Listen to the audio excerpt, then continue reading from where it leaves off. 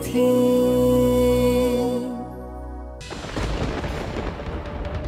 আমি তোমাকে খুব ভালোবাসি, কিন্তু এই বিয়েটা আমি করতে পারবো না। কিন্তু কেন? মল্লিক জুয়েলার্স, যে মল্লিক জুয়েলার্স যেটা মনের স্বপ্ন ছিল, অহংকার ছিল, সবকিছু ছিল, সেই মল্লিক জুয়েলার্স মীরা আমাদের থেকে কেড়ে নিয়েছে। এখানে আমি থাকবো, না হয় ও থাকবে। আমার মনে হয় আমার কোনো প্রয়োজন নেই কারণ।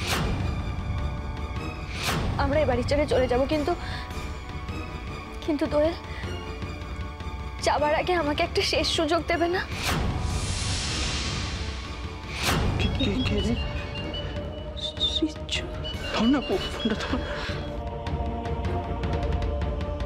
হ্যালো,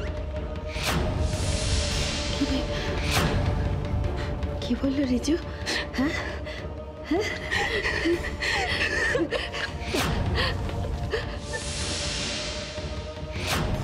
তুমি খুব ভালো করলে রিজু আমাকে এই কথাগুলো জানো।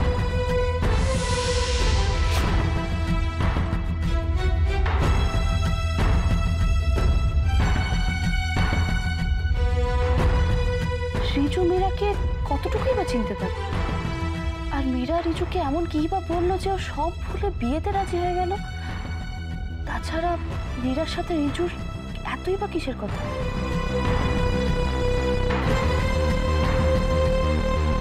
তাহলে কি ওরা দুজন দুজনকে আগের থেকে চেনে?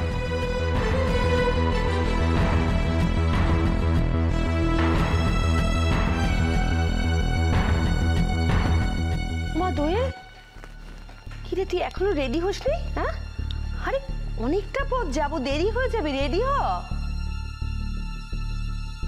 এই শোন না, মীরার পছন্দ না খুব ভালো, জানিস তো? আমি ভাবছি যে ওদের বাড়ির সব জিনিসপত্রগুলো মীরার পছন্দে কিনবো। উফ মা, আবার শুরু হলো তোমার। কি শুরু করলাম?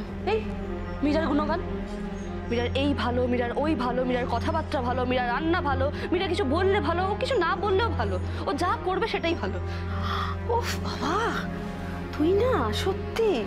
দেখো মা, প্রথমত বিয়েটা আমার, দ্বিতীয়ত ওই বাড়িতে বউ হয়ে আমি যাব, তো যা কেনার আমার পছন্দের হবে, কোনো মীরা টিরার পছন্দ চলবে না এখানে। দোয়েল, তুই না দিন যাচ্ছে খুব হিংসুটে হয়ে যাচ্ছিস। ঠিক আছে বাবা, তোর বিয়ে তোর পছন্দ মতোই সব কেনাকাটা হবে,